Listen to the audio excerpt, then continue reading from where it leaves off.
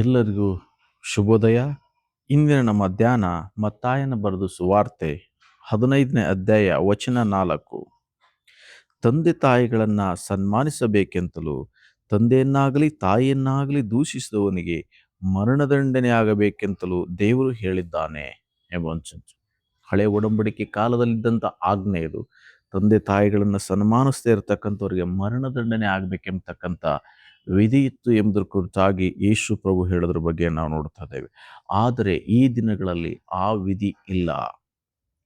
ತಂದೆ ತಾಯಿಯನ್ನು ಸನ್ಮಾನಿಸದೇ ಇರತಕ್ಕಂಥವ್ರಿಗೆ ಮರಣದಂಡನೆ ಮಾಡ್ರಿ ಎಂಬತಕ್ಕಂಥದ್ದು ಈ ದಿನದ ಕ್ರಿಸ್ತನ ಮಾತಲ್ಲ. ಯಾಕೆಂದರೆ ಕರ್ತನು ಕರುಣೆ ಉಳ್ಳವನಾಗಿದ್ದಾನೆ.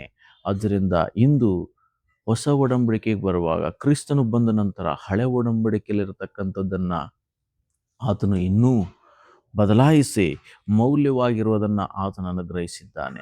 ಹೇಗೆಂದರೆ ನಾವು ನಮ್ಮ ತಂದೆ ತಾಯಿಗಳನ್ನ ಸನ್ಮಾನಿಸಬೇಕು.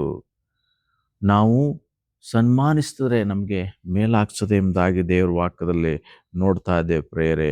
ಅಂದರೆ ಕೇವಲ ಸಾಂಪ್ರದಾಯಿಕವಾಗಿರ್ತಕ್ಕಂಥ ಕ್ರೈಸ್ತರು ನಾವಾಗಿರದೆ ನಮ್ಮ ನಡೆ ನುಡಿ ಕ್ರಿಯೆಗಳಲ್ಲಿ ಕ್ರಿಸ್ತನನ್ನು ಅನುಸರಿಸಬೇಕು. ಯೇಸು ಸ್ವಾಮಿ ಹೇಳುವಂಥ ಮಾತು ನಮ್ಮ ತಂದೆ ತಾಯಿಗಳನ್ನು ನಾವು ಸನ್ಮಾನಿಸಬೇಕಂತ ಹೇಳಿ. ಆದರೆ ಹಳೆ ಒಡಂಬಡಿಕೆಯಲ್ಲಿ ಸನ್ಮಾನಿಸಿದ್ರೆ ಘೋರವಾದ ಶಿಕ್ಷೆ ಆಗ್ತಾ ಇತ್ತು. ಆದರೆ ಈ ಹೊಸ ಒಡಂಬಡಿಕೆ ಕಾಲದಲ್ಲಿದ್ದೇವೆ. ಇವತ್ತು ಶಿಕ್ಷೆ ಇಲ್ಲ, ಕೃಪೆಯ ಕಾಲದಲ್ಲಿದ್ದೇವೆ.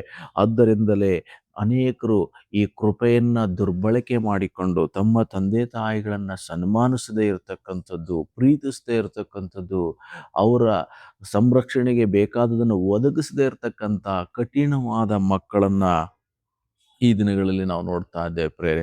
ಅದರಿಂದ ಇವತ್ತು ಮಕ್ಕಳಾಗಿರ್ತಕ್ಕಂಥ ನಾವೆಲ್ಲರೂ ಸಹ ಕರ್ತನು ನಮಗೆ ಅನುಗ್ರಹಿಸಿರ್ತಕ್ಕಂಥ ನಮ್ಮ ತಂದೆ ತಾಯಿಗಳನ್ನ ಪ್ರೀತಿಸುವಂಥದ್ದು, ಅವರಿಗೆ ಅಗತ್ಯ ಇರುವ ಎಲ್ಲವನ್ನ ಕೊಡೋದ್ರ ಮೂಲಕ, ಅವರಿಗೆ ಸಹಾಯ ಮಾಡೋದ್ರ ಮೂಲಕ, ಅವರು ಹೇಗೆ ಚಿಕ್ಕವರಾಗಿದ್ದಂಥ ನಮ್ಮನ್ನು ಎಷ್ಟು ರೀತಿಯಲ್ಲಿ ಅವರು ಸಂರಕ್ಷಿಸಿ ನಮ್ಮನ್ನು ಪಾಲಿಸಿ ಪೋಷಿಸಿ ಬೆಳೆಸಿದ್ದಾರೋ, ನಮಗಾಗಿ ಎಷ್ಟು ಅವರು ಕನಸುಗಳನ್ನು ಹೊಂದಿದ್ದಾರೋ, ಅವರನ್ನು ನಾವು ಏನು ಮಾಡಬೇಕಾಗಿದೆ ಅಂತಂದರೆ ಅನೇಕ ಉಪಕಾರಗಳನ್ನು ಮಾಡೋದ್ರ ಮೂಲಕ ನಮ್ಮ ತಂದೆ ತಾಯಿಗಳನ್ನ ಸನ್ಮಾನಿಸ್ತಕ್ಕಂಥದ್ದು ಬಹಳ ಮುಖ್ಯ.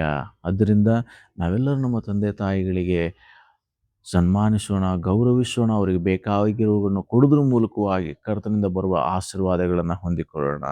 ಕರ್ತನೇ ಈ ಸಮಯಕ್ಕಾಗಿ ಸ್ತೋತ್ರ. ಹೌದು, ಹಳೆ ಒಡಂಬಡಿಕೆ ಕಾಲದಲ್ಲಿ ತಂದೆ ತಾಯಿಗಳನ್ನ ಸನ್ಮಾನಿಸದೇ ಇರ್ತಕ್ಕಂಥವ್ರಿಗೆ ಮರಣದಂಡನೆ ಶಿಕ್ಷೆ ಇತ್ತು. ಆದರೆ ಆ ಶಿಕ್ಷೆಯಿಂದ ಇವತ್ತು ನಮಗೆ ಬಿಡುಗಡೆ ಕೊಟ್ಟಿದ್ದೀಯ ಸ್ವಾಮಿ. ಕೃಪೆ ಕಾಲದಲ್ಲಿದ್ದೇವಪ್ಪ.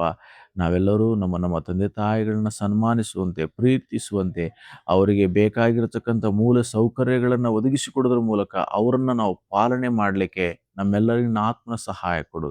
ನಮ್ಮ ತಂದೆ ತಾಯಿಗಳನ್ನ ಸನ್ಮಾನಿಸಲಿಕ್ಕೆ, ಪ್ರೀತಿಸಲಿಕ್ಕೆ, ನಿನ್ನ ವಾಕ್ಯವನ್ನು ಕೈಕೊಂಡು ನಡೀಲಿಕ್ಕೆ ನಮಗೆ ಅನೇಕ ತಡೆ ಇದೆ ಸ್ವಾಮಿ. ಆ ತಡೆಗಳನ್ನು ನೀಗಿಸು. ಯೇಸುವಿನ ಮೂಲಕವಾಗಿ ಪ್ರಾರ್ಥಿಸ್ತೇವೆ ತಂದೆಯೇ, ಆಮೇನ್. ಕರ್ತನು ನಿಮ್ಮನ್ನು ಆಶೀರ್ವದಿಸಲಿ.